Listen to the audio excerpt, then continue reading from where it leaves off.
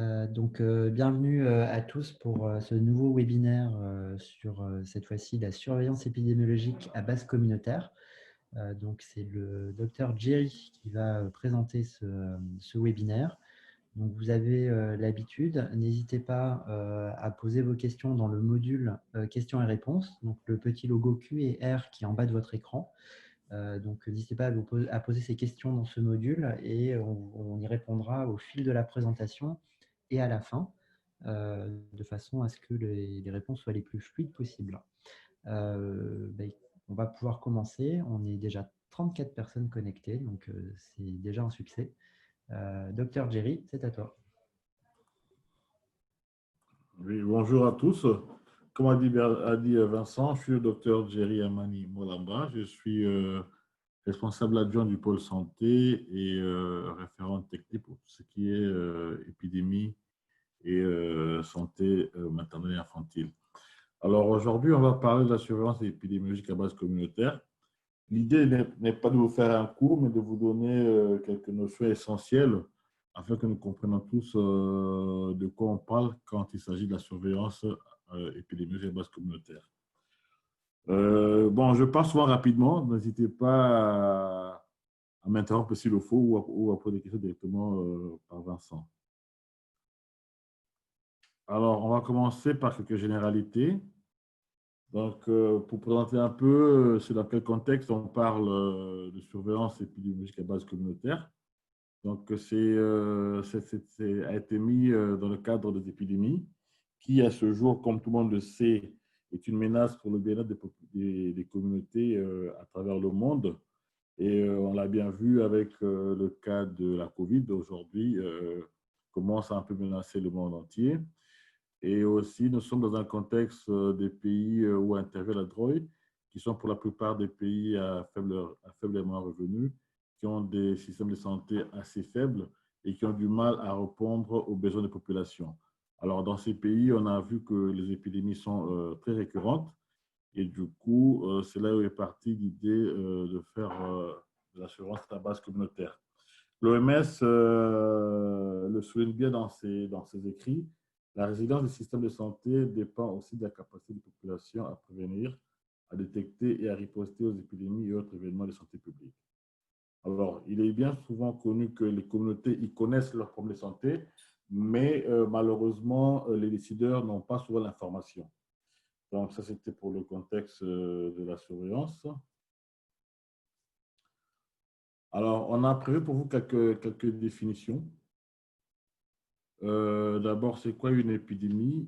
Voilà, une épidémie, selon le dictionnaire médical, c'est l'augmentation rapide de l'incidence d'une maladie à un lieu donné pendant une période donnée. Alors, quand on dit incidence, c'est tout ce qui est nouveau cas. Donc, c'est l'augmentation de tous les nouveaux cas d'une maladie à un lieu donné et pendant une période donnée. Il faut bien préciser la notion de lieu et de période. Donc, une épidémie n'est pas continue. Ça a un début et ça a une fin. Alors, initialement, le terme d'épidémie était réservé aux maladies infectieuses, comme la grippe, la variole. Et il y avait aussi la notion de la rapidité de la contagiosité. Donc, quand il y a une épidémie, ça tenait un grand nombre de personnes et ça avait une évolution rapide. Aujourd'hui, on parle aussi des épidémies pour les maladies à longue durée comme le diabète et l'hypertension. Mais ça, on en parle rarement. Mais quand on voit épidémie, il faut déjà penser aux maladies infectieuses. Alors, c'est quoi une pandémie? Une pandémie est une épidémie qui survient dans le monde entier ou sur une très vaste étendue, traversant des frontières internationales et affectant généralement un grand nombre de personnes et plusieurs continents. C'est le cas de la COVID actuellement, qui est la pandémie qui a touché presque toute la planète. Alors, c'est quoi une flambée? Une flambée, c'est la survenue de plus d'un cas. C'est la survenue de plus de cas qu'attendu dans une région géographique ou à une période donnée. Comme exemple, je peux vous dire, le paludisme, aujourd'hui, il est connu, il est presque endémique. Mais dès qu'on voit dans une région, une période qu'on a plus de cas que attendu, on peut parler de flambée épidémique. Alors, c'est quoi un événement? Un événement, c'est tout ce qui se produit ou se déroule au sein d'une communauté. Et c'est quoi une alerte? Ce sont des signaux d'avertissement précoce, indirect d'un événement considéré comme présentant un risque pour l'ensemble de la santé et survenant dans une communauté sous surveillance. Donc, c'est tous les signaux qui émettent soit le système de santé, soit la communauté, sur des événements de la santé. Voilà. Toujours comme définition, c'est quoi les maladies à potentiel épidémique? Ça, on en parle souvent en cas d'épidémie. Ce sont des maladies qui sont transmissibles et qui peuvent déclencher une épidémie ou une flambée de maladies. Donc, comme exemple, c'est la rougeole, la méningite, le choléra. C'est-à-dire, quand on a un cas de choléra, il faut tous attendre qu'on ait une épidémie. Et vous dire, pour la rougeole, quand on a un seul cas de rougeole, un État peut déclarer une épidémie. Dans une pathologie, quand elle survient, il faut tous attendre qu'elle peut provoquer une flambée épidémique. Alors, c'est quoi la surveillance des maladies?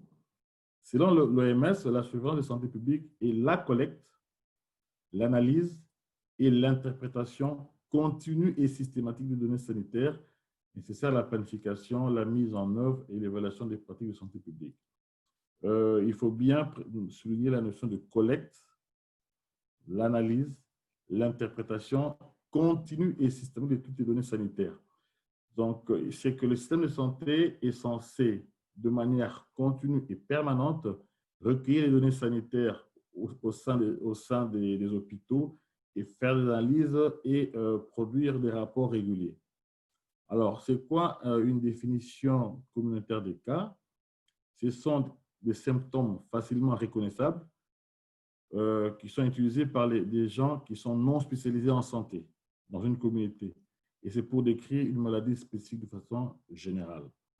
Donc, ça permet à des personnes qui ne sont pas formées, qui n'ont pas de formation médicale ou paramédicale, de pouvoir reconnaître une maladie. Exemple, en cas de grippe, au niveau de la communauté, on peut la définir comme une maladie soudaine, une fièvre, une toux et une difficulté respiratoire. Mais au niveau du système de santé, la différence sera différente parce que l'infirmier, lui, il aura les symptômes, il aura les signes cliniques et son examen clinique qui va associer. Par contre, pour les définitions communautaires, on ne voit que des symptômes, enfin, je peux dire, on ne voit que des symptômes. On peut prendre 1 ou 2, 3 symptômes pour définir une maladie. Alors, dernier diapo pour les définitions. C'est quoi une alerte rapide et réponse? Selon l'OMS, c'est un mécanisme organisé pour détecter tout phénomène anormal ou toute divergence par la fréquence habituelle ou normalement observée des phénomènes le plus tôt possible. Donc, c'est juste un système qui permet à détecter rapidement et lancer et passer l'information à temps. Alors, on vient au sujet. C'est quoi la surveillance communautaire des maladies? C'est une initiative de santé publique simple, adaptable et peu coûteuse, gérée par les communautés en coordination avec les structures de surveillance officielles. Ici, ce qui est important à retenir, c'est la coordination avec les structures de surveillance officielles. C'est-à-dire, c'est la communauté qui recherche les informations, mais le fait en lien avec la surveillance officielle du ministère de la Santé.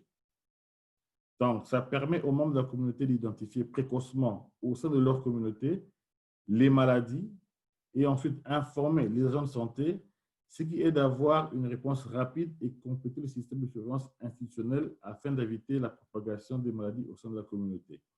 Comme je l'ai dit au départ, c'est que le système de santé, eux, ils font une collecte de données, une collecte sanitaire au niveau de la structure, mais il y a des informations, il y a des patients qui n'arrivent pas toujours à l'hôpital et il y a une perte d'informations et il y a un risque aussi s'il y a une maladie qui se déclenche de la communauté sans que la personne arrive à la structure de santé, qu'on puisse répondre rapidement à ce phénomène.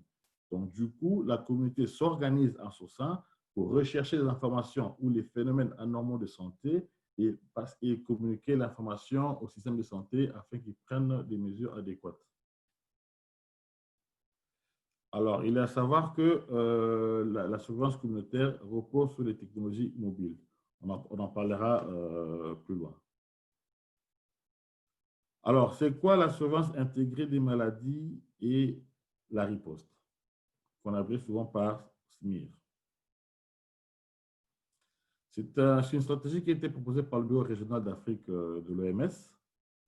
Elle vise à recueillir les données sanitaires de plusieurs maladies à l'aide d'outils normalisés. Vous voyez, il faut bien voir, j'ai mis en rouge plusieurs maladies. La SMIR, c'est qu'il y a une liste des maladies qu'on appelle les maladies à déclaration obligatoire, qui sont définies par l'OMS et qui sont retenues par les pays. Et le pays est censé recueillir des données sanitaires tout au long de l'année. Alors, c'est un système qui est utilisé pour la surveillance des maladies transmissibles au niveau national.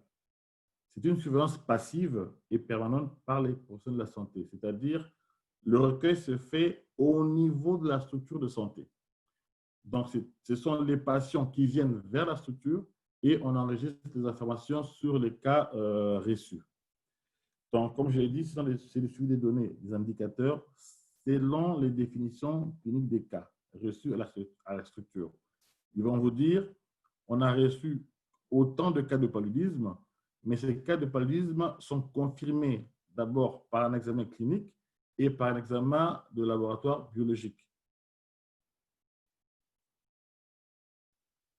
Donc, l'agent de santé, chaque fin du mois, compte le nombre de cas de maladies à déclaration obligatoire qui ont été diagnostiqués dans son hôpital.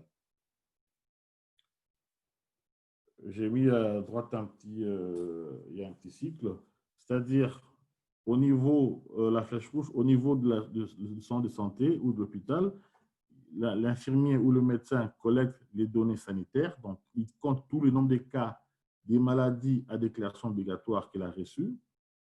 Ensuite, il vérifie la véracité de l'information, il fait l'analyse et il ressort des tendances. Je donne un exemple, si on a retenu 3 maladies obligatoires comme le paludisme ou le paludisme, la diarrhée chez les enfants, à la fin du mois, l'infirmier va compter tous les cas de paludisme qu'il a reçus. Il va faire la liste, le comparer avec les données du trimestre. Et s'il y a une tendance à des cas qui augmentent, il est censé le déclarer à son district sanitaire pour dire ce mois-ci, j'ai reçu plus de cas de paludisme que le mois dernier ou que l'année dernière. Et du coup, ils vont analyser pour voir et rechercher les causes et voir si on doit déclarer ou pas un phénomène anormal. Voilà, ça c'est au niveau de la structure de la santé et ça c'est piloté par l'OMS. C'est l'OMS qui appuie tous ces pays et chaque pays a ce qu'on appelle un guide SMIR. Et ce guide a été écrit par l'OMS et adapté par les pays. Et il y a divers outils qui sont mis en place. Il y a des registres, il y a des fiches de collecte. Voilà. Donc, ce qui est très différent de la surveillance à base communautaire qui se fait dans la communauté. Là, nous sommes vraiment dans le système de santé, nous sommes dans la structure et les données sont transmises directement au niveau du district sanitaire qui le transmet à la direction régionale de la santé et qui le transmet au ministère de la Santé. Donc, ça, c'est ce qu'on appelle la surveillance classique. Alors, maintenant, on va passer à la mise en place de la surveillance à base communautaire. Dans quel contexte peut-on mettre en place une surveillance épidémiologique à base communautaire? C'est d'abord pendant une flambée de maladies avérées. Alors, quand il y a une flambée, pourquoi devons-nous mettre la surveillance à base communautaire? C'est pour suivre les tendances épidémiologiques et orienter les interventions. On l'a bien vu avec l'épidémie, la pandémie de la COVID, qui est une forme nouvelle. Même ici en France, le ministère de la Santé connaissait peu la maladie et ne savait pas comment orienter les actions à mener. Donc, du coup, ils ont commencé à suivre jour par jour tous les nouveaux cas, à observer les phénomènes afin de proposer des stratégies d'intervention efficaces. Donc, pendant une flambée d'épidémie, si on a une flambée de rougeole ou de méningite, il est important de voir comment évoluent les nombres de nouveaux cas pour mener les actions. En principe, si les actions sont efficaces, les courbes doivent être décrescendo. Mais si les courbes restent montantes, c'est qu'il y a un problème et le gouvernement ou le ministère est censé réadapter leur stratégie. Donc, c'est hyper important pendant les flambées de suivre un peu ce qui se passe dans la communauté et à noter que avec les faiblesses du système de santé, souvent quand il y a des flambées épidémiques, les systèmes de santé est souvent débordés où les patients souvent n'ont pas le moyen d'arriver à l'hôpital et il est important d'aller voir ce qui se passe au sein des communautés. Alors, ça permet de prioriser les zones d'action et d'agir plus vite, ce qui est souvent déterminant pour stopper l'épidémie ou la flambée. L'objectif est de surveiller plus attentivement une maladie spécifique. Alors, on dit bien une maladie spécifique et de suivre son évolution au sein de la communauté sous surveillance, en se servant des définitions communautaires des cas ou en examinant les déclencheurs propres à la maladie. Exemple, le choléra, l'Ebola. Quand on a parlé de définitions, on vous a parlé des définitions communautaires des cas. Donc, la surveillance épidémiologique communautaire se réalise dans la communauté, mais on ne se sert pas des définitions cliniques. On ne va pas chercher si une méningite, on ne va pas rechercher une raideur de la cou. Non. Si on soupçonne dans une flambée de méningite, dans la communauté, on va chercher tous les enfants qui ont des fièvres aiguës. Voilà. Et on se dit, il y a une fièvre aiguë, est-ce qu'il y a soupçon de méningite? On ne va pas rechercher les signes cliniques. Donc, on se limite sur les définitions communautaires des cas. Alors, deuxièmement, à part les flambées, on peut aussi mettre en place la surveillance à base communautaire dans les situations d'urgence humanitaire, qui sont souvent naturelles ou provoquées par l'homme. Donc là, on sommes dans un contexte de catastrophes naturelles comme les inondations, les tremblements de terre. Alors, en cas de catastrophe, il est connu que certains pays activent les réseaux d'alerte et d'investigation rapide afin de recueillir des données quotidiennes auprès des structures de santé et encourager les comptes rendus communautaires. Ici, on vise à suivre les maladies à potentiel épidémique ou des événements pouvant présenter un danger pour la santé publique. Je donne un exemple. Quand c'est connu, quand il y a des inondations, il y a des gros risques qu'il y ait l'émergence des maladies diarrhéiques, donc qui peuvent provoquer des épidémies de choléra ou de shigellose. Du coup, il est important de voir comment se comporte la population et de voir si au sein des communautés, il n'y a pas eu d'émergence de diarrhée ou d'un phénomène anormal de santé. Déjà dans le but de prévenir qu'il n'y ait pas des épidémies ou aussi de détecter s'il y a un phénomène anormal et de lancer rapidement une réponse. Voilà. Donc, en cas de catastrophe, on recherche plus les maladies à potentiel épidémique que j'ai définies avant. Voilà. Et troisième situation, c'est souvent dans les environnements complexes où les systèmes de surveillance nationale sont hors de fonctionnement ou une couverture illimitée. Alors, selon l'OMS, quand on parle de l'environnement complexe, ce sont des contextes dans lesquels le nombre de défis rencontrés dans les situations de crise humanitaire se perpétue pendant des mois, voire des années. C'est le cas du Soudan du Sud ou de la République centrafricaine, où il y a toute une partie du pays est en guerre. Donc, du coup, le système de santé, il est fragilisé. On a du mal à avoir les données, les informations sanitaires, et les populations ont du mal à avoir accès au système de santé. Du coup, il est recommandé justement de faire de la surveillance au niveau de la communauté pour avoir les données sanitaires afin de prévenir toute émergence d'épidémie ou aussi répondre rapidement au cas où une épidémie se déclarait. Alors, quelles sont les étapes pour la mise en place d'une surveillance épidémique à base communautaire? Alors, l'étape la plus importante, c'est déjà avoir l'adhésion des autorités nationales. Il faut noter que, comme on l'a dit tout à l'heure, il existe dans tous les pays une surveillance nationale, donc qu'on appelle le SMIR, qui se déroule au sein du système de santé. Pour la surveillance à base communautaire, c'est la communauté qui va aller recueillir les informations. Donc, il faut que la stratégie soit acceptée par les autorités sanitaires et en plus, ils doivent y adhérer. Bon, à ce jour, dans beaucoup de pays, cette politique est acceptée, mais il y a la difficulté de faire ce lien entre le système de santé et la communauté. Alors, pour chaque étape, il est important de définir le rôle de chaque acteur. Dans l'assurance communautaire, que fait l'agent de santé?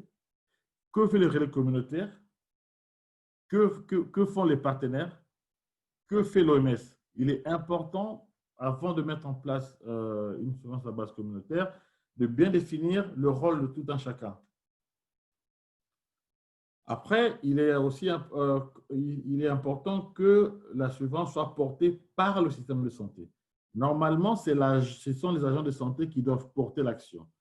Donc, on doit désigner un agent de santé qui sera responsable de la coordination d'activité.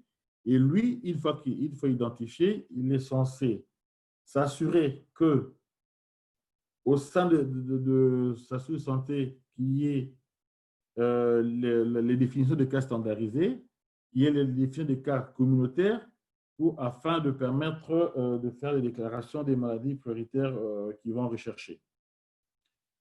C'est à l'agent de santé de sensibiliser les communautés, notamment les leaders communautaires, les personnes âgées et influentes, sur la nécessité de l'assurance communautaire et de l'importance de l'information et surtout comment l'information sera utilisée. Il est aussi important pour cet agent qui sera en charge de la surveillance de pouvoir définir les sources d'information sur les événements de santé de la communauté. Ça, on le verra plus loin, quelles sont les principales sources d'information. Et tout ça doit être mis en place dès le début de l'action. Et ça doit être très clair. Alors, par quoi commencer? On commence toujours par une évaluation.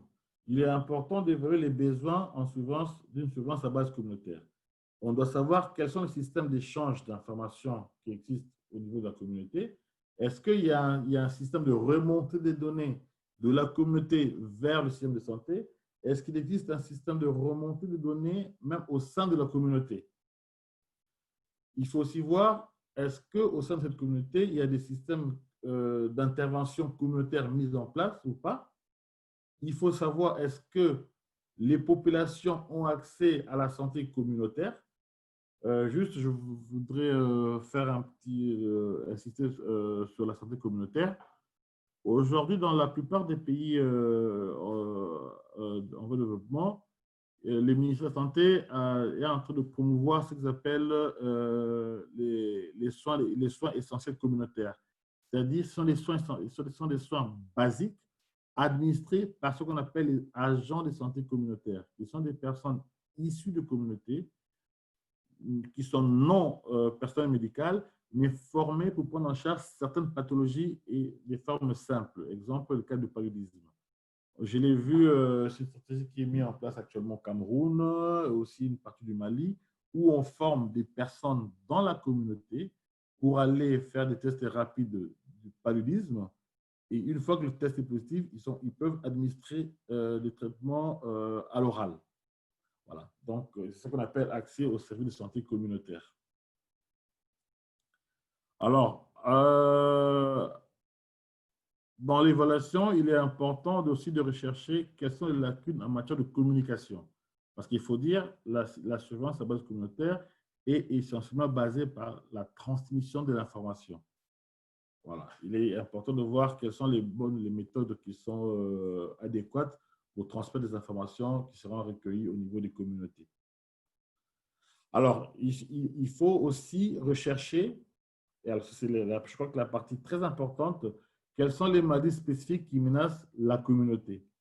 On ne fera pas de l'assurance épidémiologique pour toutes les pathologies à potentiel épidémique, mais on doit rechercher quelles sont les maladies qui menacent la communauté, quelles sont les maladies qui ont un poids, qui ont un impact sur la communauté ou qui ont une menace. Alors, il est aussi essentiel d'aller rechercher les données statistiques relatives à la santé et relever les tendances des années précédentes. Ça, il faut une revue documentaire systématique. Je ne sais pas s'il y a les gens du Mali qui participent au webinaire. Il y a quelques mois, on a fait une évaluation au Mali sur tout ce qui est surveillance à base communautaire. et on a fait une revue documentaire de données pour 5 maladies pour les 5 dernières années, sur la rougeole, la méningite, les fièvres jaunes, le choléra. On a ressorti des courbes et on a bien vu qu'il y avait certaines maladies qui étaient récurrentes chaque année, d'autres non. Et après, on a décidé sur quelles maladies on devait nous faire la surveillance. Voilà. Il est important d'examiner en priorité les maladies à tendance épidémique existantes dans la région. On ne doit pas se limiter que des maladies dans le pays, mais voir aussi des maladies, l'émergence des maladies épidémiques dans les pays voisins. Voilà. Donc, il est toujours important de commencer à faire une évaluation initiale avant de lancer un programme de surveillance à base communautaire. Alors, quand on veut faire, comme je l'ai dit tout à l'heure, on ne va pas se lancer à surveiller toutes les maladies à déclaration obligatoire. Il faut voir, comme on l'a dit, les plus récurrentes, ceux qui ont un effet, un impact très négatif sur les communautés. Voilà. Alors, quels sont les critères pour déterminer quelle maladie ou quel phénomène qu'on doit suivre? Donc, comme je l'ai dit, il est indispensable de cibler les maladies prioritaires. Alors, les critères, si après peuvent nous orienter, c'est d'abord la charge de morbidité et d'endémicité. Donc, il est important de voir est-ce qu'il y a eu trop de cas. Il est important de rechercher est-ce qu'il y a eu beaucoup de décès. Quelle est la vitesse de propagation? Quel est le taux d'attaque? Voilà, ce sont des éléments hyper importants avant de décider sur la maladie à suivre. Il faut aussi voir la virulence. Il faut aussi voir est-ce que le pays a des moyens de prévention et de contrôle d'élimination. Je donnerai un exemple. Par exemple, pour la méningite ou la rougeole, aujourd'hui, l'OMS et l'UNICEF appuient beaucoup d'activités de vaccination. Du coup, si on va dans un pays déjà où le système de vaccination il est très mauvais, donc quand bien même on fera la surveillance, la riposte sera mauvaise. Donc déjà, quand on mettra en place notre surveillance, si on veut suivre la méningite ou la rougeole, on devait s'assurer que le système de prévention, c'est-à-dire le système vaccinal des enfants de 0 à 5 ans, il est effectif et il est efficace. Sinon, l'action n'aura aucun impact. Alors, il est aussi important de voir, de connaître comment la communauté perçoit ces maladies, comment la communauté perçoit ce phénomène. S'il n'y a pas une prise de conscience de la communauté, je donne un exemple, dans une région où le palu est endémique et que pour la population, ce n'est pas un problème, s'il survient une épidémie et que la population n'est toujours pas sensibilisée à la gravité, à la gravité et à l'ampleur du phénomène, on aura du mal à juguler l'épidémie. Voilà. Enfin, pour aussi choisir une maladie, il faut aussi voir la faisabilité logistique. Je donne un exemple au Mali, quand je suis passé, on a voulu faire de la méningite, faire une surveillance de la méningite. Mais quand on fait la surveillance, on le dira plus tard, une fois les données sont recueillies au niveau communautaire, il faut que le système de santé prenne le relais. Donc, pour confirmer le cas au niveau du système de santé, il fallait faire des prélèvements par des ponctions lombaires. Donc, du coup, le système de santé aujourd'hui ne permet pas assez que, parce que les centres de santé n'ont pas des aiguilles, les personnels de santé ne sont pas formés à faire des ponctions lombaires. Du coup, on s'est dit, mais pourquoi on va suivre, faire l'assurance à base communautaire de la méningite si les actions ne suivent pas? Donc, cette maladie n'a pas été retenue de notre stratégie. Voilà, il faut aussi voir la faisabilité logistique. Alors, rapidement, on va voir le cycle de la surveillance épidémiologique à base communautaire. Déjà, qu'est-ce qui s'est fait par le volontaire ou le relais communautaire? Alors, je vais vous dire pourquoi on a mis volontaire et relais communautaire. Volontaire, là, on est bien dans le contexte Croix-Rouge. Au sein du mouvement Croix-Rouge, ce sont les volontaires issus des communautés qui font la surveillance épidémiologique à base communautaire. Mais dans le système de santé, ce sont les relais communautaires qui sont des personnes identifiées dans la communauté pour mener des actions et qui font le lien avec le système de santé. On peut avoir les relais communautaires ou aussi les agents de santé communautaire. À leur niveau, qu'est-ce qu'ils font? Déjà, ils ont pour rôle d'identifier, c'est-à-dire d'aller détecter les maladies humaines ou zoonoses prioritaires. Donc là, on parle de zoonoses parce que nous sommes dans le cadre de One Health, une santé, mais ce n'est pas l'objet du webinaire aujourd'hui. Et ils vont détecter les maladies en appliquant les définitions des cas communautaires. D'accord? Après, ils vont envoyer des signaux, c'est-à-dire informer le plan soignant sur les maladies en appliquant toujours les définitions des cas communautaires, et ils sont censés avoir des registres pour enregistrer toutes les informations. Mais il y a un schéma qui vient après où on sera beaucoup plus précis. Après, parallèlement, ou pas parallèlement, en même temps, on a la partie communautaire, mais aussi le système de santé par les agents de santé ou les infirmiers et les médecins. Eux, ils doivent enquêter, faire de la rétro-information et riposter. Alors, il y a un schéma qui résume tout ça. Voilà. Donc, le cycle, c'est d'abord identifier, informer, enregistrer, enquêter, faire la rétro-information et riposter. Ça, c'est le cycle, les étapes clés de la mise en œuvre de la surveillance épidémiologique à base communautaire. Alors, à chaque niveau, qu'est-ce qui est fait? Donc, déjà identifié, c'est le volontaire ou le relais communautaire qui détecte un cas selon les définitions communautaires. Vincent, je crois qu'il y a des questions. Hein. Est-ce qu'on s'arrête pour les questions ou on continue? Comme tu veux. Si tu veux, il y a une première question. Oui. Donc, je te lis la question. Les agents de santé communautaire sont-ils considérés comme des membres de la communauté ou des personnels de santé? Et ce, même s'ils n'ont pas, donc pas une formation médicale complète mais simplifiée. Et est-ce qu'ils sont rémunérés par leur gouvernement? Oui, voilà. En principe, l'agent de santé communautaire, c'est un membre issu de la communauté qui a été formé par le système de la santé pour administrer des soins de première nécessité. Selon les pays, pour la plupart, ils ont une rémunération au niveau du système de santé, mais souvent, c'est la structure de santé qui les prend en charge. Alors, il y a ce qu'on appelle aussi les comités de gestion de santé, comme au Mali, ce sont les ASACO, et eux aussi, ils prennent en charge les agents de santé communautaire. Ils ne sont pas personnel médical, mais ils sont agents communautaires. Ils sont considérés comme des agents communautaires. Voilà. Je ne sais pas si je réponds à la question. Merci beaucoup, c'était très clair. Et une autre question, quelle est la fréquence idéale de transmission des données collectées? Oui, ça, on va y arriver. Alors, Données collectées au niveau communautaire. Alors, pour le système, la surveillance intégrée des maladies et des ripostes au niveau de la de santé, ça, c'est quotidien, c'est tous les jours.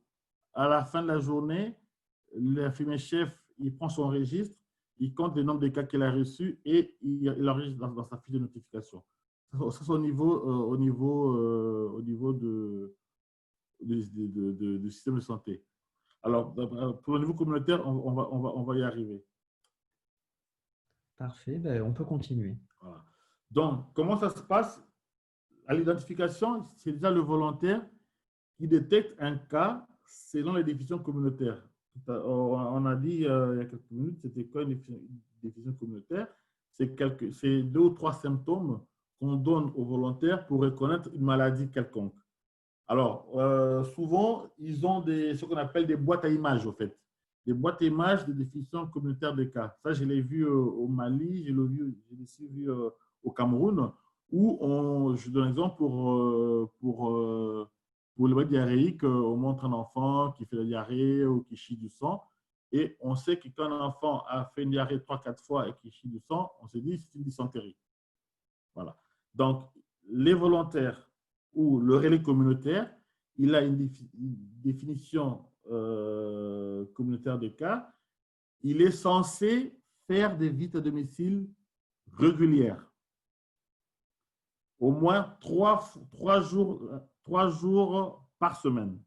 Aller visiter les ménages les ménages de son village ou de son quartier à la recherche des cas suspects. D'accord? Ça, c'est l'identification. Une fois qu'il arrive dans un ménage et qu'il trouvait un cas suspect, je donne un exemple, nous sommes pour le cas de la COVID aujourd'hui, il trouvait une personne adulte qui a un rhume, qui tousse et qui fait de la fièvre. Pour lui, c'est un cas suspect. Il ne cherchait pas, son but, ce n'est pas de faire, il ne va pas dire, ah oui, je vais faire ce qu'on appelle un diagnostic différentiel. Est-ce que c'est une grippe? Est-ce que c'est un palu? Est-ce que c'est la COVID? Non. Lui, on lui a dit, tu arrives quelque part, tu trouves une personne qui tousse, qui a un rhume et qui fait de la fièvre, c'est un cas suspect de COVID. Donc, pour lui, il a identifié un cas suspect. Et qu'est-ce qu'il fait après? Il va envoyer un SMS à son superviseur.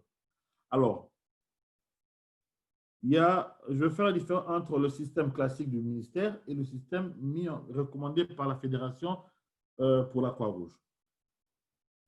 Pour le ministère de la Santé, quand le relais communautaire a ce cas suspect, il informe directement son infirmier titulaire du centre de santé.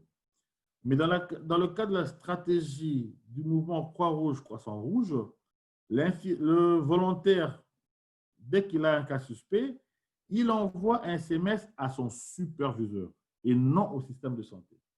Et c'est un simple SMS. C'est un téléphone classique, c'est même pas un smartphone. Il envoie un SMS, mais c'est un SMS codé. Il envoie un SMS à son superviseur et son superviseur est censé le rappeler pour vérifier qu'il a bien compris que c'était un cas suspect avéré. Je donne un exemple, il dit oui, j'ai vu une personne, j'ai un cas suspect de COVID-19. OK? Le superviseur va dire, rappelle-moi quels sont les signes que tu as vus. Il va dire non, j'ai vu une personne qui avait mal au ventre et qui avait la fièvre et qui toussait. Il veut dire, on t'avait dit un mot de vente, c'était pas, voilà. Du coup, le volontaire, le superviseur, il filtre l'information avant de le transmettre au centre de santé. Une fois que le superviseur a la véracité de l'information, lui, il a un smartphone. Il a une plateforme avec Internet dans laquelle il va introduire les informations qui lui ont été transmises par le volontaire. Ces informations dans la tablette sur Internet sont partagées directement avec l'infirmier de la structure de santé. Alors, une fois que cette information elle est, soi-disant, vraie, affirmée par le superviseur doit veiller à ce que son volontaire puisse enregistrer cette information dans son registre et remplir ce qu'on appelle une fiche de notification de cas. Selon les pays, il y a des fiches de notification journalières ou des fiches de notification hebdomadaires. Mais ça dépend des maladies. Ça dépend des maladies parce que quand on a un seul cas de suspicion de choléra ou on a un seul cas de suspicion de fièvre hémorragique, là, il faut le déclarer directement parce qu'il y a un risque de forte flambée.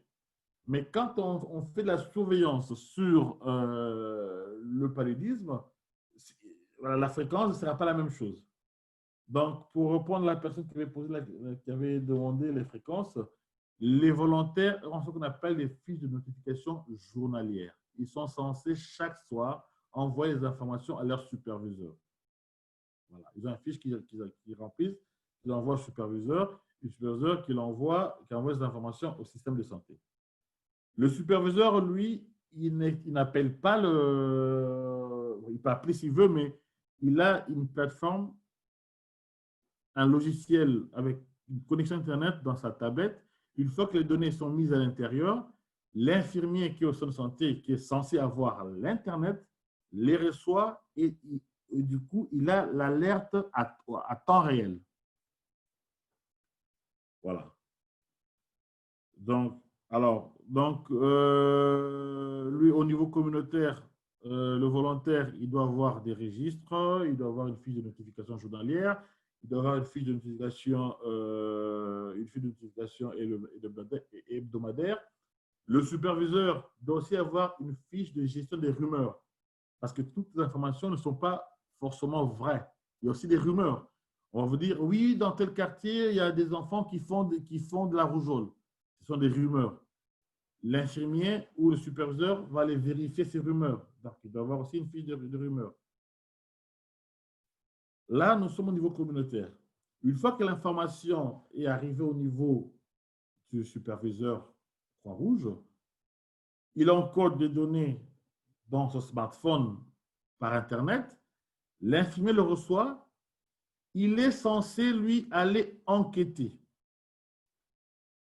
L'agent de santé, non, ce n'est pas l'agent de santé communautaire, mais c'est le professionnel de santé, doit faire une investigation, doit aller vérifier si l'alerte ou l'information qu'il a reçue est vraie. Donc, il va aller sur place, il va aller voir l'enfant ou la famille et il va examiner, il va faire un examen clinique parce que le volontaire, le relais communautaire, c'est basé sur trois symptômes qui sont d'ailleurs subjectifs parce que c'est dit par le patient. Le professionnel de santé va aller faire l'examen clinique, va faire le diagnostic différentiel. Je vous donne un exemple. Il dit, oui, j'ai eu un cas suspect de rougeole. Mais l'infirmière s'est basée sur quoi? Sur trois symptômes.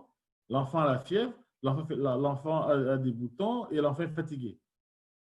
Lui, il arrive, il va voir l'enfant. Est-ce que les boutons, c'est vraiment la rougeole ou c'est la varicelle? Lui, il a des définitions cliniques. Il fait ses examens cliniques et une fois que pour lui, c'est avéré que c'est vraiment un vrai cas de suspect de rougeole ou d'une pathologie, il est censé faire le prélèvement pour envoyer les échantillons pour confirmation au laboratoire. En ce stade, en ce moment, le rôle du volontaire, le rôle de la surveillance à base communautaire arrête. Parce que maintenant, c'est le système de santé prend le relais. L'infirmier doit quand même donner des soins à ce patient à domicile ou l'amener au centre pour la continuité des soins. Mais le plus important, lui, quand il a un cas suspect, il va directement envoyer l'alerte au niveau supérieur. Souvent, ça passe par le district de santé, qui envoie l'alerte au niveau de la région.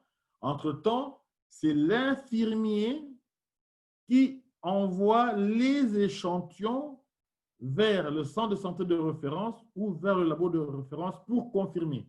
On a un cas suspect de rougeole. À ce stade, on n'a que des cas suspects. On n'a aucun cas confirmé. Le volontaire, on doit bien se comprendre, le volontaire, lui, il s'est basé sur des symptômes qu'on lui a donnés. L'infirmier va faire l'examen clinique sur les définitions cliniques et du coup, il confirme que c'est un cas suspect. Une fois qu'on aura les résultats du laboratoire, c'est là qu'on parlera de cas confirmés. Mais là, on est vraiment plus dans la surveillance classique. Voilà. Donc, bref, il est indispensable que l'infirmier aille vérifier l'information, aille vérifier le cas. Une fois que l'infirmier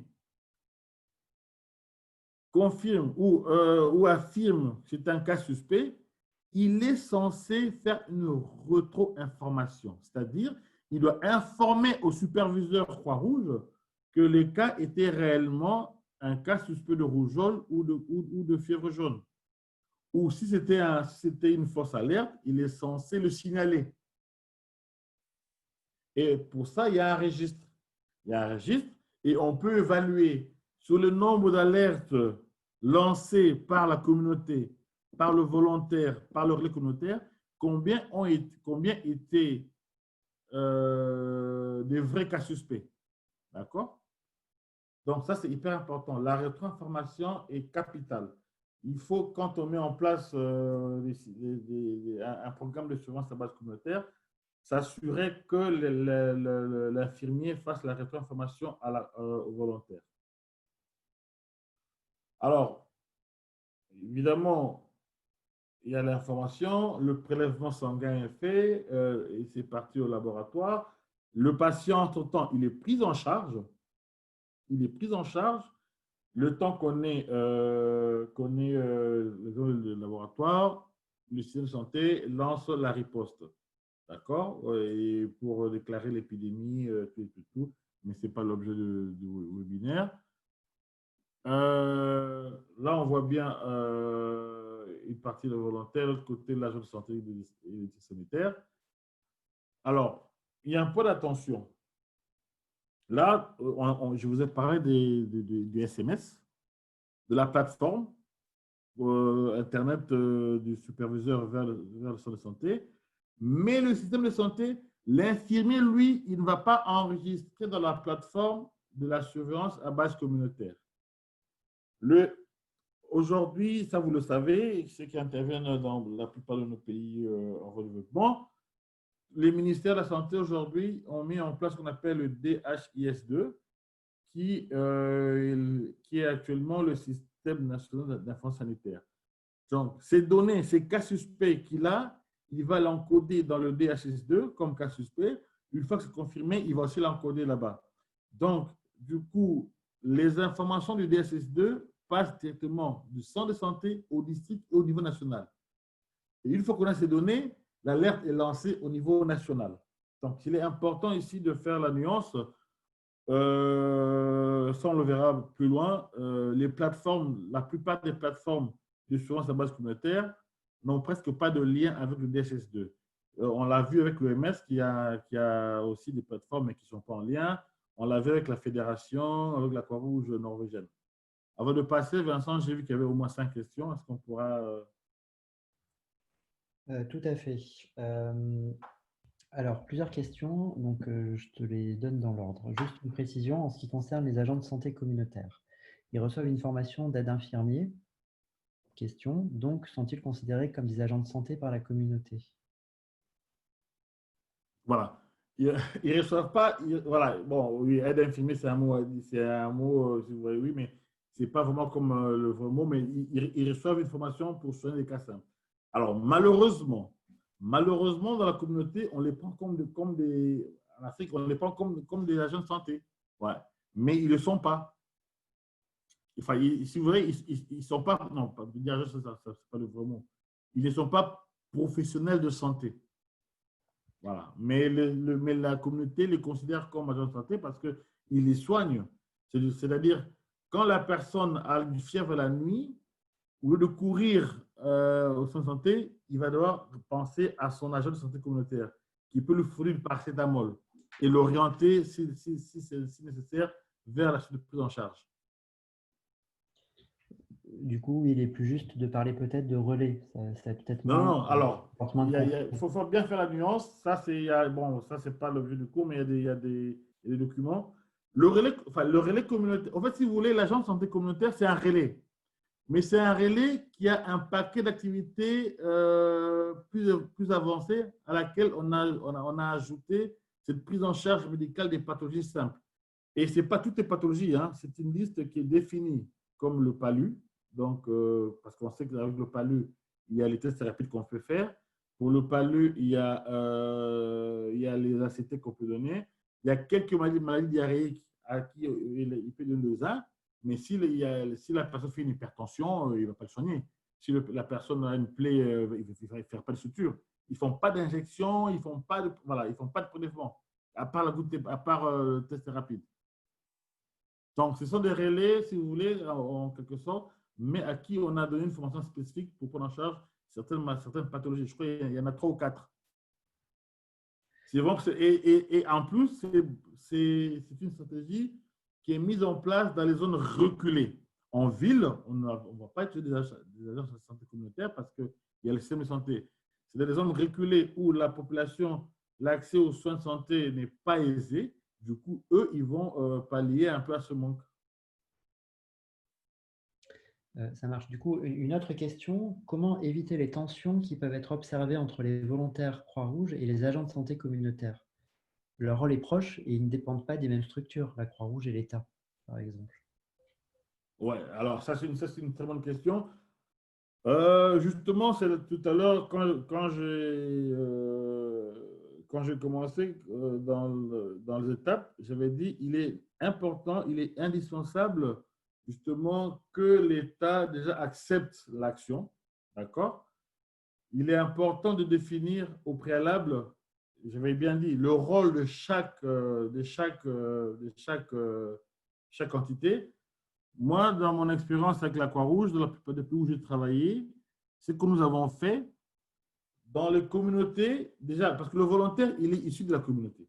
Un volontaire, on n'a pas un volontaire du village Kakos pour aller faire de la surveillance au village Mania.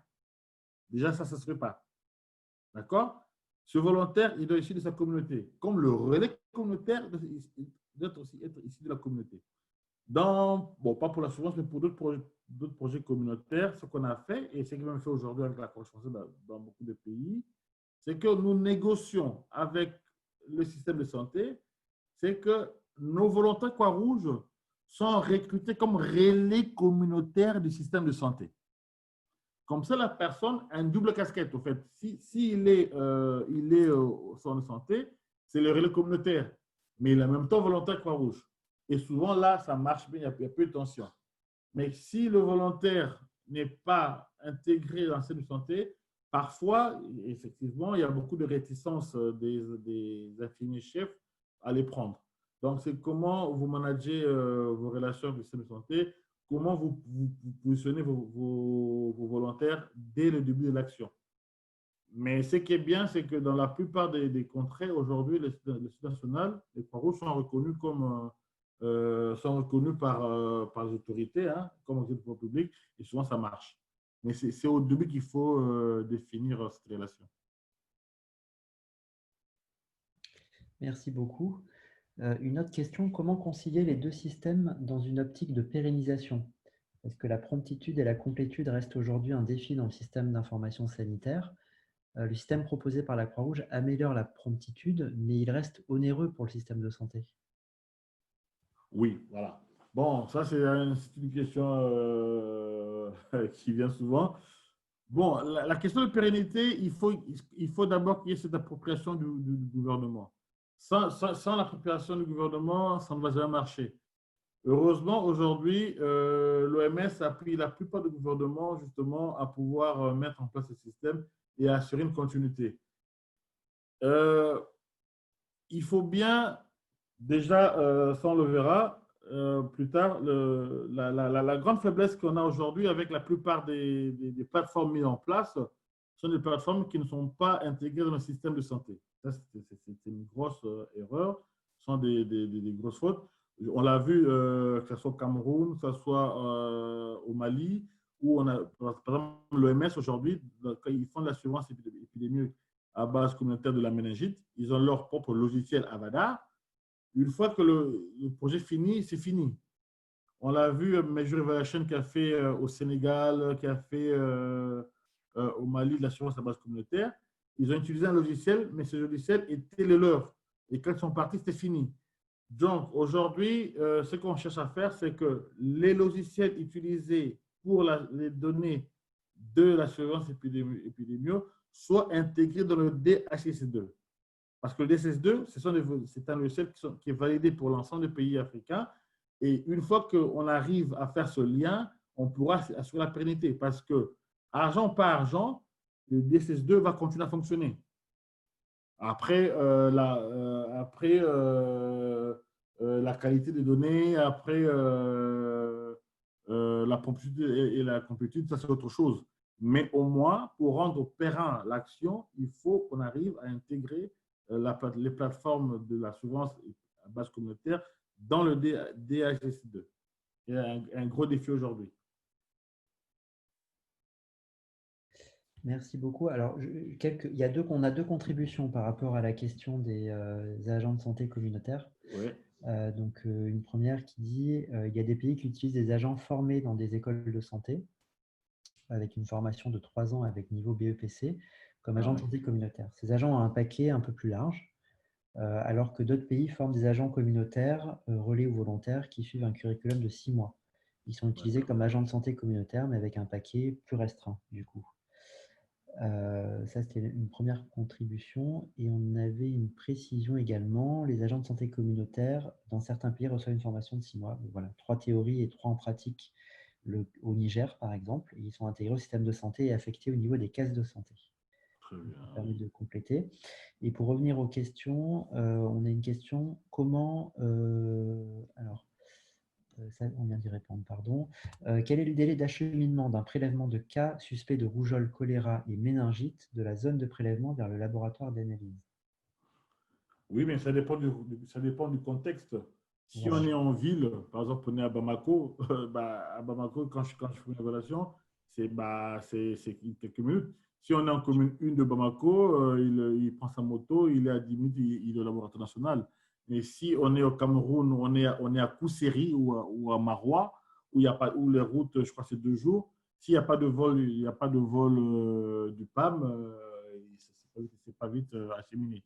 Donc, ça dépend du contexte, ça dépend des zones, ça dépend de l'accessibilité. Et une question Et complémentaire. ça, je ne l'ai pas dit. L'idéal est, en fait, chaque pays doit avoir ce qu'on appelle un réseau de laboratoires. Pour qu'il puisse bien fonctionner, normalement, il est recommandé d'avoir des laboratoires au niveau régional, mais ce n'est toujours pas le cas, mais c'est ce qui est recommandé. Donc, si on est dans une on est, je donne un exemple comme la Mauritanie, serait bien d'avoir un laboratoire à Nouakchott, un laboratoire dans le Gorgol, un laboratoire un peu partout. Et c'est pas que pour les maladies épidémiques, mais pour toutes les maladies infectieuses. Aujourd'hui, pour la tuberculose, c'est même recommandé que chaque district sanitaire ait ce qu'on appelle un génétique expert. Voilà, donc ça dépend du contexte, mais l'idéal serait d'avoir des labos partout, mais ce qui n'est pas le cas. Alors ça, l'acheminement d'échantillons pose un vrai problème dans les pays, la plupart des pays en développement. Et du coup, une question sur la question également des délais. Quel délai faut-il prévoir entre le SMS du volontaire et l'enclenchement effectif de la riposte? Il n'y a pas de délai.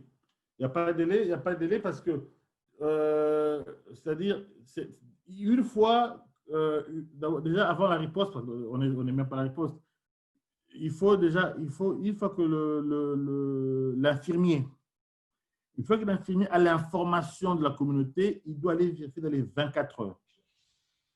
Voilà. Le délai pour aller vérifier. Dans les 24 heures, l'infirmier doit aller vérifier l'information. Dans les 24 heures. Au max, c'est 48 heures. Mais il doit, dans les 24 heures, aller vérifier l'information. D'accord? Une fois que lui, il s'avère que c'est un cas suspect, le même jour, il doit lancer l'alerte à son district. Maintenant, les districts doivent, dans les 48 heures, répondre. Voilà. C'est un peu clair. C'était très clair. Une dernière question avant de passer à la suite. Plus une demande de clarification sur qui doit faire la notification. Est-ce le superviseur qui a la tablette et qui fait le filtre des infos qui proviennent du volontaire, ou est-ce le volontaire, celui qui a la fiche de notification? Ah non, non, c'est le superviseur. En fait, voilà, comment ça se passe? Normalement, dans le système de santé classique, hein, le relais communautaire, c'est lui qui a la fiche de notification qui envoie au centre de santé. D'accord? Mais dans le cas du mouvement Croix-Rouge, comme c'est filtré par le volontaire envoie sa fiche à son superviseur qui vérifie et qui l'envoie au système de santé. C'est juste que pour la Croix-Rouge, on a une étape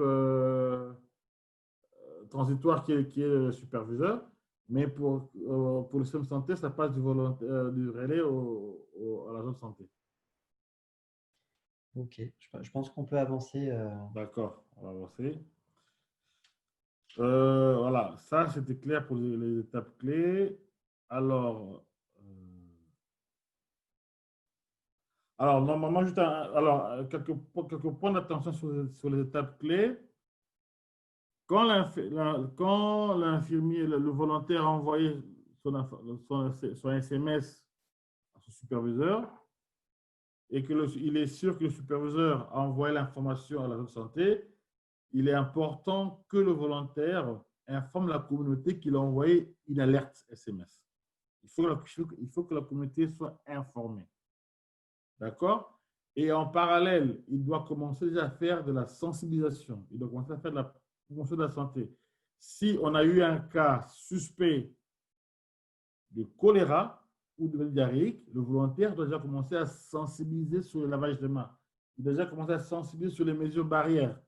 Ça, c'est important. Après, pendant les enquêtes, pendant l'investigation, pendant la vérification de l'agent de santé, il doit aller au plus tard, comme je l'ai dit, dans les 24 heures, dès qu'il reçoit l'alerte. C'est 24 heures maximum, il doit descendre. Et si c'est avéré que le risque est réel, lui, il doit bien assurer la communauté qu'une une équipe du district qui sera mieux formée, bien nantie, qui viendra compléter l'investigation et apporter la riposte. Voilà, ça c'est important. Il ne doit pas juste aller, il regarde ce cas, il confirme, il prélève, il s'en va. Non, il doit discuter avec les leaders communautaires, il doit les informer de la suite. Ça, c'est hyper important. Après, dans la riposte, il faut dire que la riposte dépend du type de pathologie à laquelle on fait face.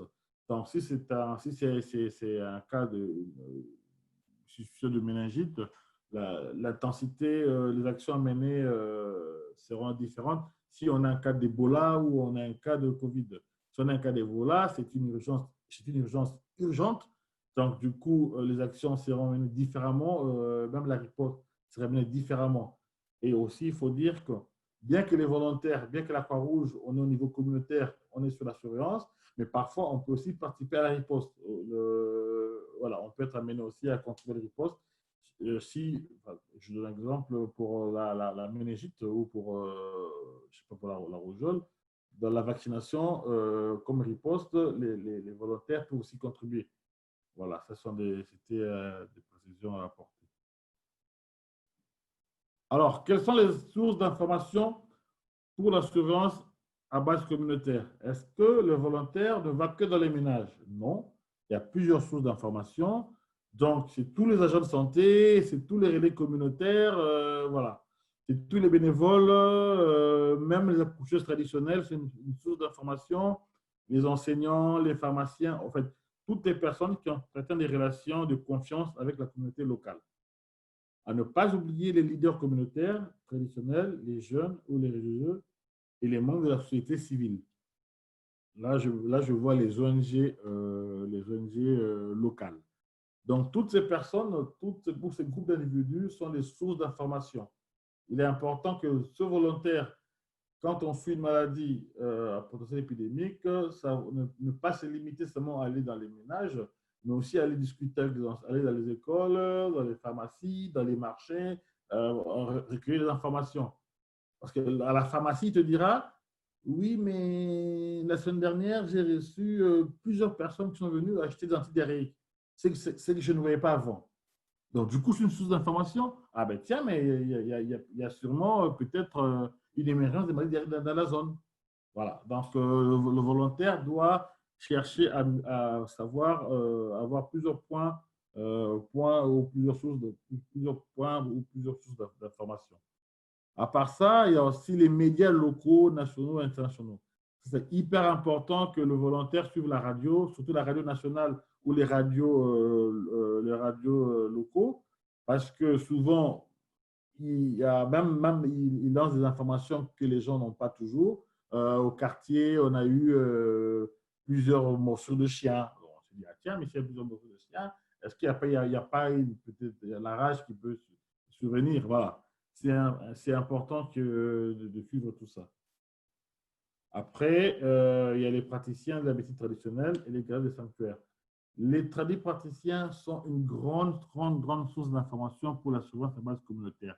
D'ailleurs, je me rappelle quand j'étais au Mali, le ministère de la Santé avait insisté. Et quand j'ai rencontré les chefs des centres de santé, ils nous ont dit il est important de former les praticiens parce que dans les villages, si ça tout le monde le sait, ils sont souvent le premier point de contact entre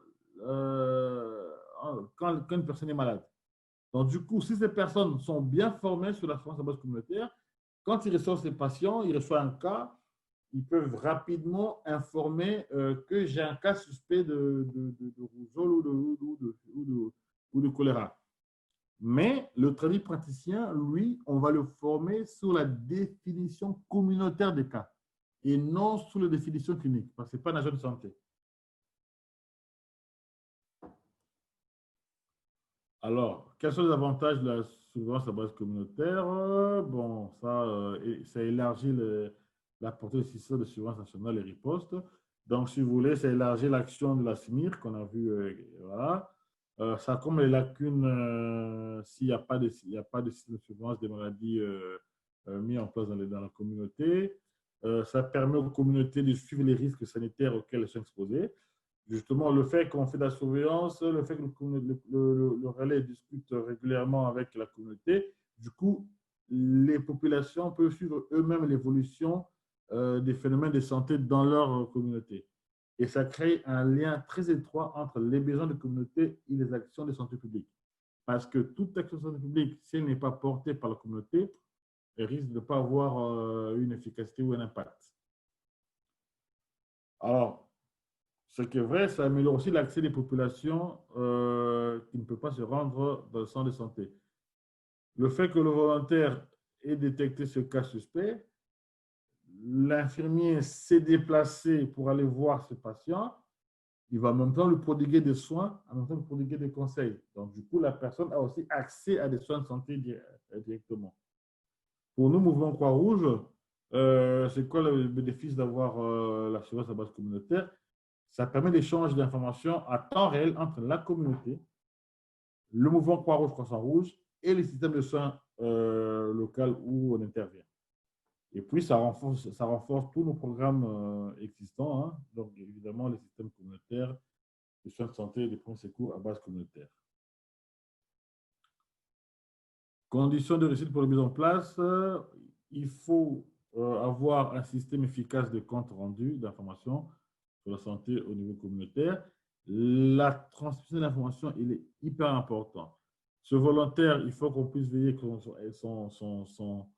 son téléphone ait de crédit, il faut veiller que son téléphone soit toujours chargé, il faut qu'il y ait l'électricité, c'est hyper important. Le superviseur, l'agent de santé, l'infirmier doit toujours avoir une connexion Internet, pouvoir renseigner et regarder la plateforme. Voilà. Si le système qu'on met en place est parallèle et n'est pas intégré au système existant, il sera inefficace. Malheureusement, c'est le cas pour la plupart des actions aujourd'hui.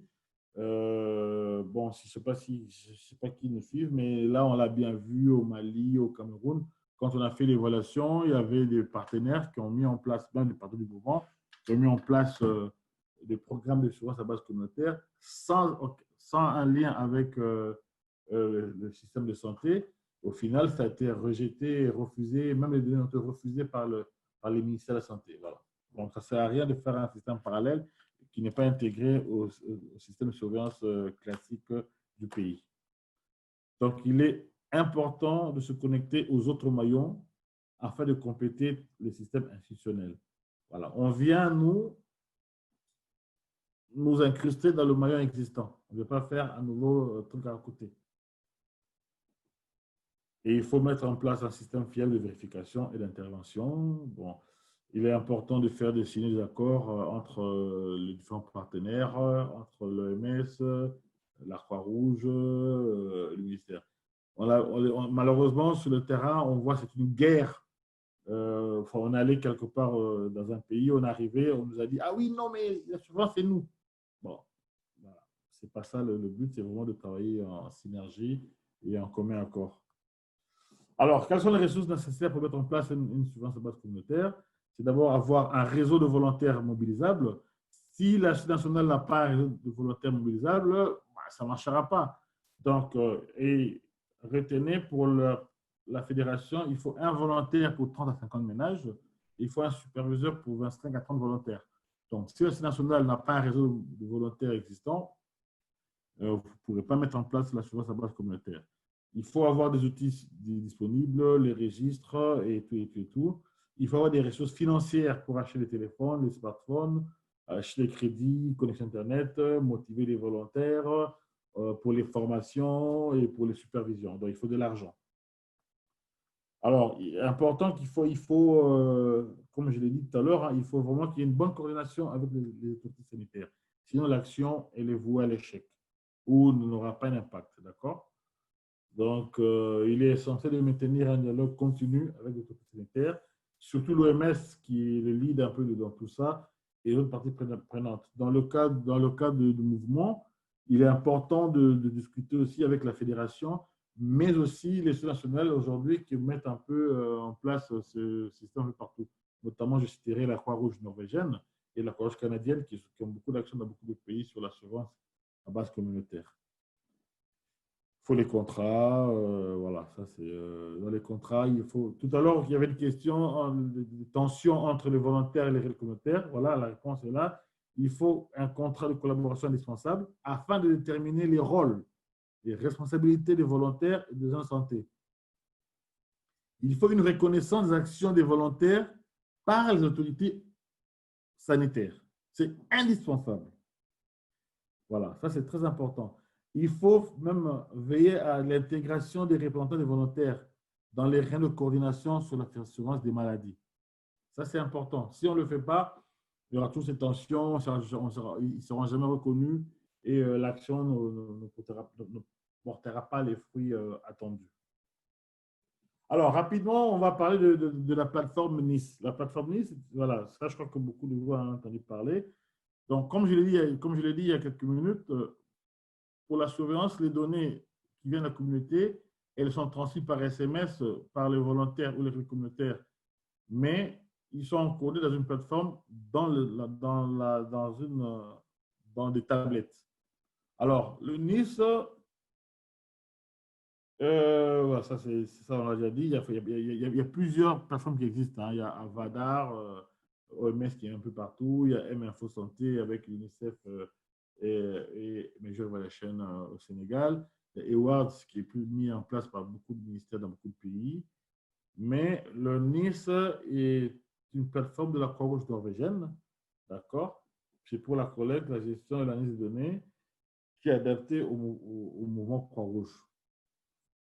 Ça, on l'a déjà dit, les volontaires utilisent des simples téléphones. Ils envoient un SMS codé à 3 chiffres et les volontaires n'ont pas accès au NIS. Donc, ils ont utilisé juste leur portable. La plateforme NIS est une page web à laquelle les superviseurs peuvent accéder sur leur téléphone, tablette ou ordinateur. Donc, nous avons discuté il y a quelques mois avec la Croix-Rouge norvégienne. Ils nous ont dit, ça dépend comment vous faites votre contrat avec le ministère. Donc, pour eux, la plateforme, elle est du mouvement Croix-Rouge. Par contre, on va donner un code d'accès à l'agent de santé, à l'infirmier, afin qu'il ait accès aux données qui seront encodées par le superviseur. Donc, voilà, c'est le volontaire ça on l'a dit, hein, c'est le volontaire, lui, il envoie ses SMS à son superviseur. Le superviseur va vérifier tout et tout. Et en fait, après, tout est encodé dans la plateforme.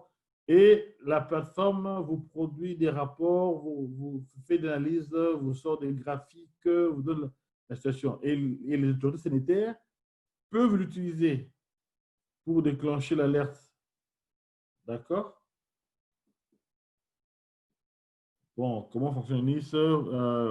Juste vous dire que le Nice, il est gratuit parce que c'est la Croix, les données sont tous les données sont centralisées par la Croix-Rouge norvégienne.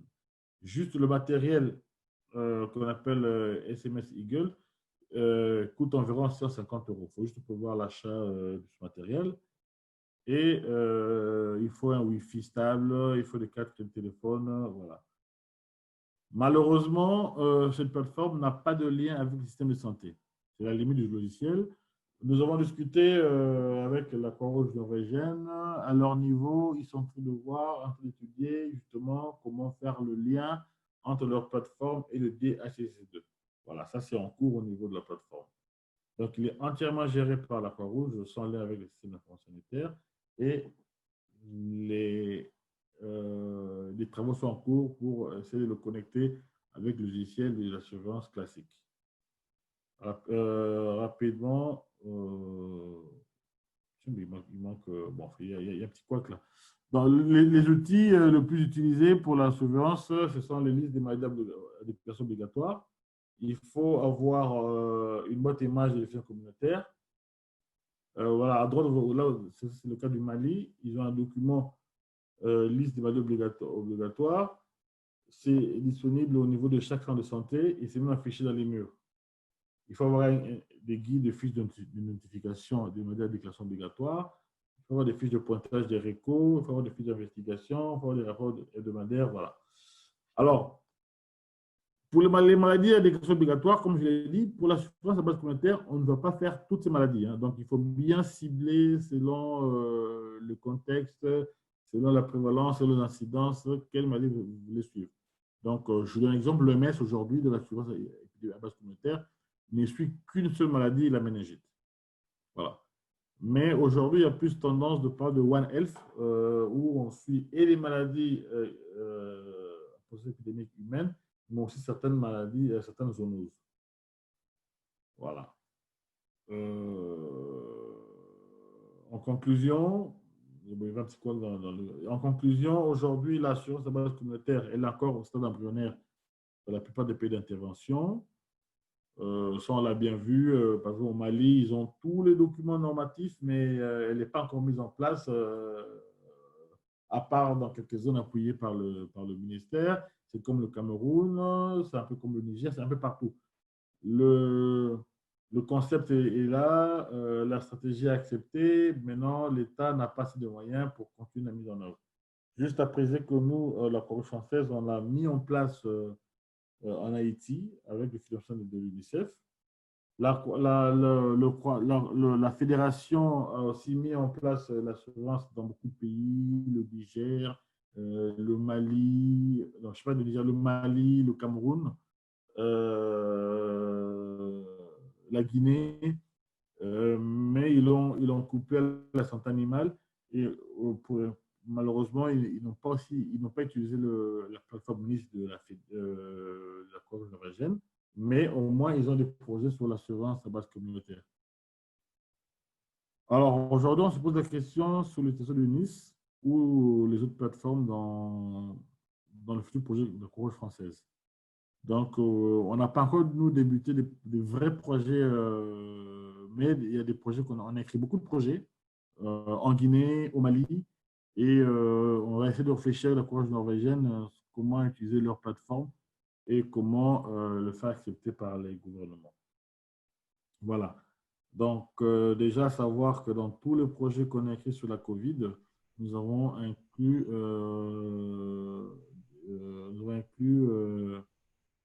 on a pris en compte le volet surveillance à base communautaire. Donc, voilà. Juste pour vous montrer rapidement, ça c'est le schéma, l'action qu'on a fait en Haïti, où on voit très bien la partie communautaire, on voit très bien la partie communautaire et la partie système de santé, on voit très bien la surveillance, comment elle agit, les interactions entre la surveillance et la réponse. Voilà. Si vous voulez plus d'informations sur l'action menée en Haïti il y a quelques années, Vincent pourra vous en dire plus. Alors, j'ai dit et je vous remercie. Vincent, j'ai vu qu'on a 10 questions. Tout à fait, des questions qui vous attendent. Bon, on va les prendre dans l'ordre, hein, ce sera plus simple. Pour les pays africains déclarés polio-free, est-ce que la surveillance… Pardon? Pour les pays africains déclarés sans polio, Oui. polio-free, la surveillance épidémiologique, est-ce qu'elle va se poursuivre? Et sinon, qu'est-ce qui est prévu dans les pays frontaliers qui sont en épidémie? Bon, voilà, c'est une question peut-être un peu à côté du sujet précis, mais toujours intéressante. Voilà. Normalement, dans le pays polio-free, il n'est pas indispensable de faire de la surveillance à base communautaire parce que le polio est éradiqué. Là, je l'ai dit, il y a des critères pour cibler une maladie à suivre, d'accord? Par contre, bien qu'il n'y a pas de surveillance à la base communautaire, le système, le SMIR, continue à suivre la polio. Alors, s'il y a une épidémie qui est déclarée dans les frontières, le RSI, le Règlement sanitaire international, vous recommande, si le risque est élevé, comment de faire de la surveillance, notamment dans les villages frontaliers. Ça, on peut le faire. Ok, C'est une recommandation du RSI. très bien. Du coup, je vais encore sélectionner quelques questions et pour gagner un peu de temps, je vais répondre à certaines directement dans le chat, parce qu'il reste que quelques minutes de webinaire. Une question, est-ce que la définition communautaire des cas peut varier d'un pays à l'autre et est-ce qu'elle est dictée de manière officielle par les autorités sanitaires et compte tenu de la rapidité de diffusion et de la nouveauté du Covid-19, est-ce qu'une définition communautaire identique a été adoptée pour tous les pays? Bon, déjà, les définitions communautaires des cas sont définies par l'OMS. D'accord? C'est l'OMS qui dicte tout ça et les pays les prend et les adaptent ou les améliorent un peu, mais c'est dicté par l'OMS. Pour la COVID, déjà, il y a des définitions communautaires qui ont commencé à être élaborées. Oui. C'est l'OMS qui lance le premier pas et c'est les pays qui les dictent. Ce n'est pas une organisation qui va faire cette définition. Et c'est même et ces définitions sont incluses dans le guide SMIR. Parfait. Est-ce que tu recommanderais de ne pas engager de projet de surveillance épidémiologique dans le cas où le système de surveillance officiel est défectueux? Par exemple, s'il n'y a pas la capacité d'analyser et de confirmer les cas. Et dans ce cas, est-ce qu'il y a des alternatives que l'on peut utiliser? Alors, ça dépend des moyens qu'on a. Parce que si on a le moyen de renforcer le système existant, ce sera parfait. D'ailleurs, c'est ce que nous a, quand on a fait l'évaluation au Cameroun, c'est ce qui nous a été recommandé. Par exemple, à Marois, quand on a voulu faire la surveillance basse communautaire, même le projet qu'on a écrit au Mali, on a introduit une partie pour renforcer un peu l'analyse des données au niveau du système classique. Ok. Concernant les coûts, est-ce que ce serait le coût du système n'est pas un frein pour l'appropriation par le système de santé? Oui et non. Hein. Parce que, au fait, l'assurance épidémique basse communautaire, ça ne coûte pas si cher que ça. Déjà, le téléphone ne coûte pas trop cher. Il faut un classique. J'ai vu, par exemple, au Mali, où toutes les soins de santé aujourd'hui ont Internet. La connexion n'est pas si chère que ça pour avoir. Voilà. Le coût n'est pas. Ça pourrait être un frein s'il y a justement il n'y a pas d'engagement du ministère de la Santé. C'est ce que j'ai dit au début, il faut qu'il y ait une appropriation du ministère de la Santé. Mais s'il n'y a pas d'engagement, ça devient un frein. Mais le coût n'est pas énorme. Ok. Du coup, quels sont les pays où la surveillance épidémiologique basée sur les communautés est la plus avancée? C'est-à-dire, Dans quel pays est-ce que ça fonctionne bien? Est-ce qu'il y a des pays il y a exemples? l'Haïti, il y a le Mozambique, Haïti, Mozambique, il y a deux pays que j'ai oubliés, mais je peux le donner après. On nous demande dans les questions quelles sont les limites de ce type de stratégie de surveillance communautaire. Bon, les limites, il faut déjà voir, il faut déjà que qu'on appelle, le système communautaire marche. Bon, là, nous sommes là, on parle de la Croix-Rouge. Donc, mais en dehors de la Croix-Rouge, dans beaucoup de pays, le système communautaire n'est pas fonctionnel. Les relais communautaires ne sont pas actifs. Quoi. Il faut qu'il y ait un système communautaire déjà bien fonctionnel. Le cas de la Croix-Rouge, il faut connaître une nationale assez forte. Et aussi, ça, c'est la limite au niveau des RH, des ressources humaines.